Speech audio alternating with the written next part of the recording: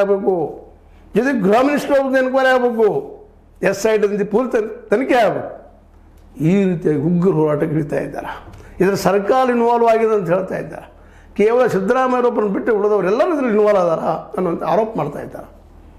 ಆರೋಪ ಸತ್ಯ ಸುಳ್ಳು ಗೊತ್ತಿಲ್ಲ, ಆದರೆ ನಡೆದ ಘಟನೆಗಳು ಮಾತ್ರ ಸುಳ್ಳೇನಲ್ಲ. ಅಲ್ಲಿ ಬಡ್ಡಿ ವ್ಯವಹಾರ ನಡೀತಾ ಇದೆ. ಬಡ್ಡಿ ವ್ಯವಹಾರ ಅಪರಾಧಿಯ ಹೌದು, ಕಾನೂನಾತ್ಮಕ ಏನು ಪರ್ಮಿಷನ್ ತಗೊಂಡಿದ್ದಾರೆ ಅವರು, ಅದರ ಪ್ರಕಾರ ನಡೀತಾ ಇದ್ದಾರಾ? RBI ಡೈರೆಕ್ಷನ್ ಪ್ರಕಾರ ಅವ್ರು ನಡೀತಾ ಇದ್ದಾರಾ? ಇವೆಲ್ಲ ಪ್ರಶ್ನೆ ಮಾಡ್ತಾ ಇದ್ದಾರೆ. ಕಾಲೇಜುಗಳಲ್ಲಿ ಡೊನೇಷನ್ ವಸೂಲು ಮಾಡ್ತಾ ಇಲ್ವಾ? KS ಹೆಗ್ಗಡೆ ಆಸ್ಪತ್ರೆ ಅಲ್ಲಿ ಅಂಗಾಂಗ ಮಾರಾಟ ಆಗ್ತಾ ಇದೆ ಅಂತೇಳಿ ಆರೋಪಗಳಿದ್ದಾವೆ. ಹೆಣ್ಮಕ್ಳ ಅಂಗಾಂಗಗಳು ಮಾರಾಟ ಆಗಿದ್ದಾವೆ ಅಂತಲೂ ಆರೋಪ ಮಾಡ್ತಾ ಇದ್ದಾರೆ ಮಹಿಳಾ ಆಯೋಗದವರು. ಆ ಖಾಸಗಿ ದವಾಖಾನೆಯಲ್ಲಿ ಅದು ಆಸ್ಪತ್ರೆಗಳಂಥ ಘಟನೆಗಳ ಬಗ್ಗೆ ತನಿಖೆ ಆಗಬೇಕು. ಇದನ್ಯಾಕೆ ಮಾಡ್ತಾರಲ್ಲ SIT? ಈಗಲೇ SITಗೆ ಮನವರಿಕೆ ಆಗಿದೆ ಯಾರು ಏನು ಎಂತು ಅಂತೇಳಿ. ಆದರೆ ಅಧಿಕಾರಿಗಳು ಮಾರ್ಕೊಂಡಿದ್ದಾರಾ? ಯಾರಿಗೆ ಮಾರ್ಕೊಂಡಿದ್ದಾರೆ? ಆ ಹಿಂದಿದ್ದಂಥವ್ರು ಯಾರು? ದಿನನಿತ್ಯ ಪ್ರಶ್ನೆ ಮಾಡ್ತಾ ಇದ್ದಾರೆ ಅವರು. ಹೆಣ್ಮಕ್ಳು ಜೊತೆಗೆ ಇನ್ನುಳಿದವರು ಹೋರಾಟಗಾರಿದ್ದಾರೆ. 4 ಜನ 5 ಜನ 6 ಜನ 100 ಜನ, ಒಬ್ಬರು ಇಬ್ಬರು.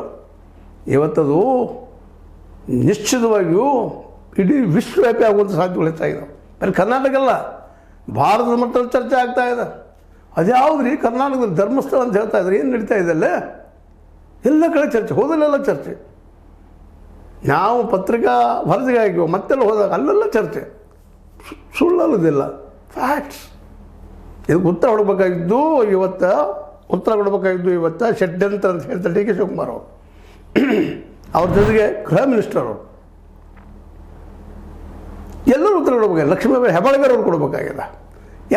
ಇವ್ರಿಗೆ ಯಾರು ಕೊಡು ಅಂತ ಹೇಳಿದರು? Clean chit. ಹೆಗ್ಗಡೆ ಅವರು ಕ್ಲೀನ್ ಇದ್ದಾರಪ್ಪ ಅಂತ ಯಾರು ಹೇಳಿದರು? ಅವ್ರ ಬಗ್ಗೆ ನಾವು ಕ್ಲೀನ್ ಚಿಟ್ ಕೊಟ್ಟಿರಲ್ಲ, ಪ್ರೂವ್ ಮಾಡಿ. ಹಾಗಾದ್ರೆ ಇವರು ಅಪರಾಧಿಗಳ?